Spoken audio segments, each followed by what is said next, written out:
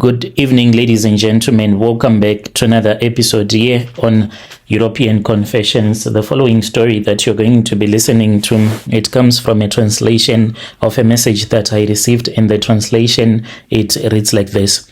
Hello, Brother Nash, how are you?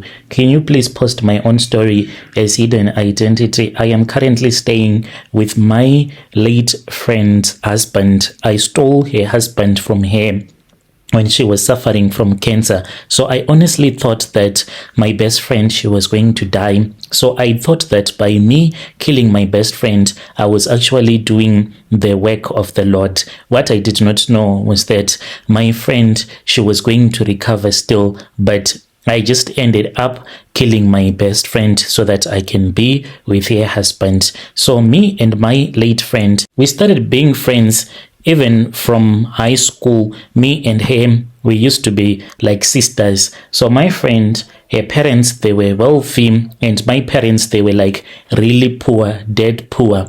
So her mother, she liked me quite a lot. She knew the pain and the suffering that me and my parents used to endure. So what she would do is that when she would prepare a lunchbox for her daughter, my friend, she would also leave some for me so that I can also have something to eat at school.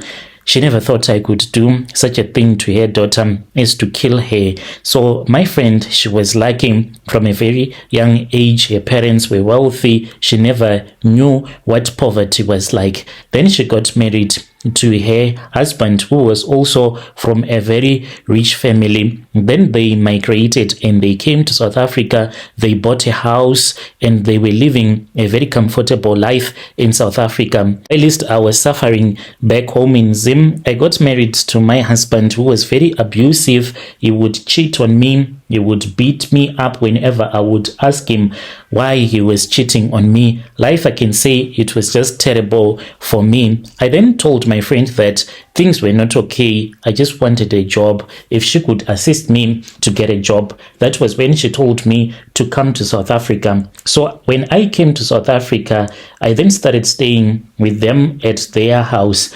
And then her husband started to make some moves on me, which I did not like. Even the time when he came to pick me up at the bus station, when I arrived for the first time in South Africa, he was like, your husband is very stupid. The way that you are beautiful, he does not know that he has lost a very beautiful woman. You are very beautiful. And he kept on making these comments that made me to feel so uncomfortable. Like during those days, like I had not yet started liking her husband. I used to respect her husband quite a lot, but you know, men with money, they will do things to you that will make you fall in love with them because of their money. Whilst I was staying with them, I was not going to work. She was taking care of me. Her husband was taking care of my parents. I then said that this man who is taking care of my parents, maybe it is okay if I become his wife as well, like an official wife. So I did not want to act out, but I was starting to fall in love with my friend's husband, not wanting to destroy her marriage. I said, let me return back to my abusive husband. It is better to be abused by my husband than to start sleeping with my friend's husband, because we were so close to be sleeping with each other. So I ran away from her. She did not know that me returning back to my husband, it was a way of me trying to protect their marriage. When I returned back to my husband, he then said, oh, so you have came. I did not call you, but you just came back to me. Okay, I will show you. He would beat me up each and every day. I did not have peace in that marriage. It was really terrible. It was as if he did not see me as a human being. He was even cheating on me more than the way that he used to cheat on me, which was very painful. I spoke with my friend again and I said, this time I am ready to come back to South Africa. I really do not have any way to run to. You know, you are my only friend. Then she said, it is fine. You can come and we can stay together. The house is very big, Brother Nashi. These are people who had made it in life and they were enjoying life in South Africa. So then I returned back to South Africa. I started staying with them. My husband was giving me money in secret, sending money in secret to my parents. Since he loved me, he was doing all of those favors. Then things happened and we slept with each other. The first time, thought it was going to stop. The second time, and it never stopped. It kept on happening over and over again until we got addicted to each other and we could not be separated. But I made sure that my friend never suspected a thing, that I was sleeping with her husband. So we were cool like that, sleeping with each other under her nose. She did not even know that there was a relationship that was taking place. When I saw that me and her husband, we were getting addicted to each other, that was when I told my friend that I wanted to look for a job, and she knew a lot of people. She helped me to get a job, and then I moved out of her house and I was staying in the location. When I was now staying in the location, since we were sleeping with the same man, I started to compare myself with her, and I'll be like, she is enjoying, she's comfortable, yet I am staying in this location. Why is it that I do not have the same house that she has? Like, I was just being jealous. You know, when you fall in love with someone's husband, when you are dating that guy, you just tell yourself that it is just casual dating. This guy is married. But us as human beings, when we are in love, sometimes we behave in a funny way. The way that I started to behave around her husband, even being jealous, thinking about her husband late at night, just imagining that they were busy with each other, yet I was so lonely. So it was so terrible, and her husband loved me. Then that was when God answered my prayer. She became sick. She would complain and say that her left breast, it was as if there was something that was pulling her from the inside, and it was a little bit painful. But at that time, she did not know that she had breast cancer. Later on, when the pain was just too much, then they went to the doctors. And when her husband called me to tell me that he did not know what to do, his wife had cancer. And then that was when I started to celebrate. I was like, God, you are very great. For I thought that when they say that you have cancer, within 1 week you just die. I did not know that it is a long process when you are fighting against that disease. So I was celebrating, picturing myself staying in her house, in which I am doing right now. So her husband would come to the location after lying to my best friend that he is at work. We would sleep with each other maybe 2 days. So it was not nice for me to know that maybe in a month I only get to sleep with him only 2 times, only 2 days. I wanted him each and every day. She became so sick. One day she called me and she said that she was in pain. I said, what is wrong? So this cancer, it was developing really fast. They were trying every medication and it was not working. And she was always crying because of the pain. As for my friend, like, she even got addicted to those painkillers that are called grandpa. Always had plenty of them so that at least the pain can go away. The day that she called me, she said that she felt some itchiness underneath her breast, and then she started scratching herself and the pain was just too much. And when she looked, she saw that she had scratched herself bad and there was a tiny wound there and it was painful. By the time that I saw my friend, one could not even believe that this was a wound from a scratch. It was as if someone had stabbed her with a knife. The wound was getting deeper and deeper each and every day. They took her to the hospital. Then there was an operation that they performed on her. So when they performed that operation on my best friend, they removed her left breast, but then the cancer, it moved to the right breast. And Brother Nash, what I did was very evil. The night before the operation, me and her husband, we were busy cuddling in her bed.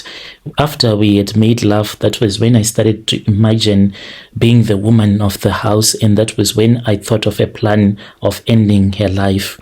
The operation was performed. We went to see her before the operation, me and her husband, to support her. Yet we had been sleeping with each other the whole night. My friend became so sick. She became so thin and weak. She was unable to do anything. Sometimes I would go to her house to help her to bath. Yet I was doing all of these things behind her back.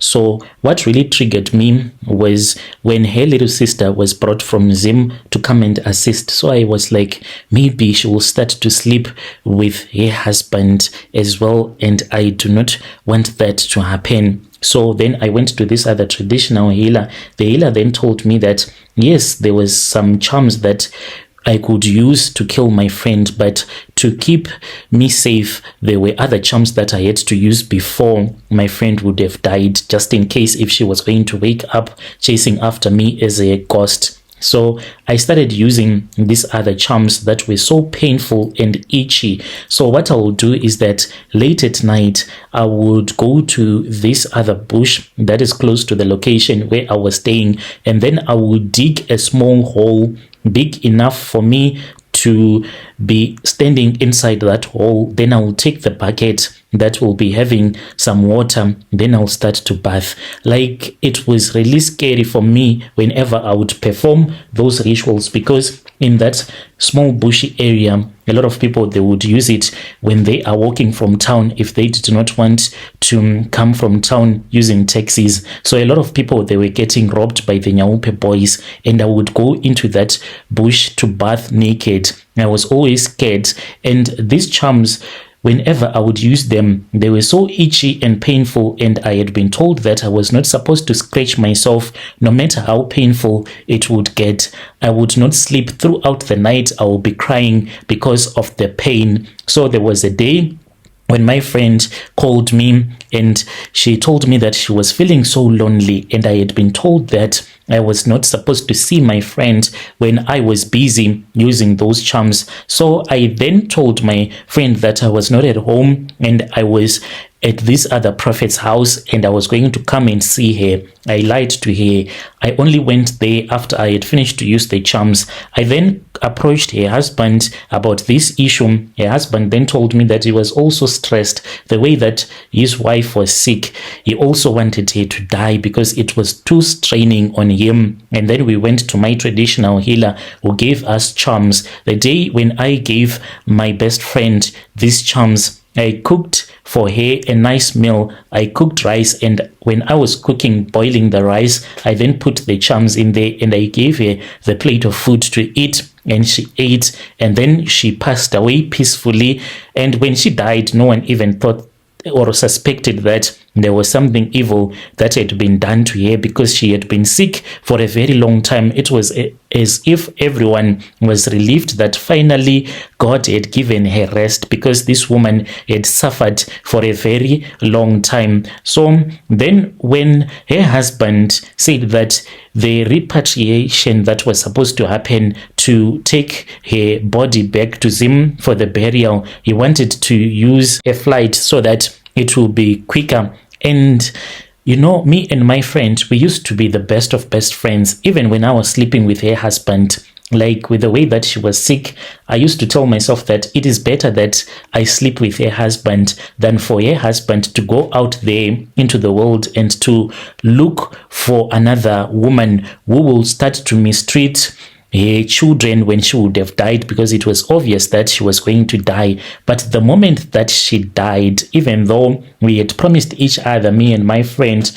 that my children, they were like her kids, I was supposed to love them as if they were my own. The moment that she was no longer alive, I broke that covenant and I said that I do not even want to waste money on her dead body. I told her husband that we were supposed to use normal transport. We were supposed to travel by road with her body returning back to Zim to save money. I did not want us to waste money on her funeral. When we arrived at her place, even when people were busy spending money, there was nothing that I could do. But I was so angry with the way that they were wasting money for someone that was already dead. I was like, does it even matter that 3 cows are slaughtered at her funeral? No, it does not matter. If you are dead, you are dead. You will be buried and you will be forgotten. That was all that I wanted to happen at her funeral. I became so evil and cruel, such that when we returned back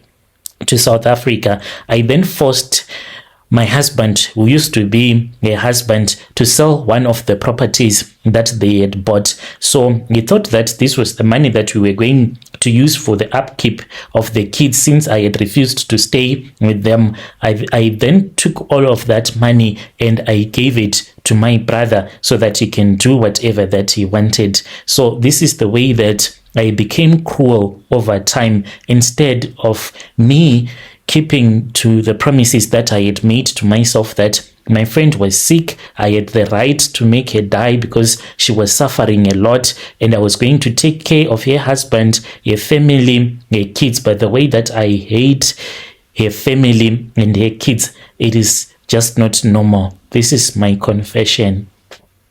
Dear listeners, right there was a message that was sent to me by one of our sister, and that was the translation. Strange things indeed, they do happen in this world. Let us try to talk about this issue in the comment section.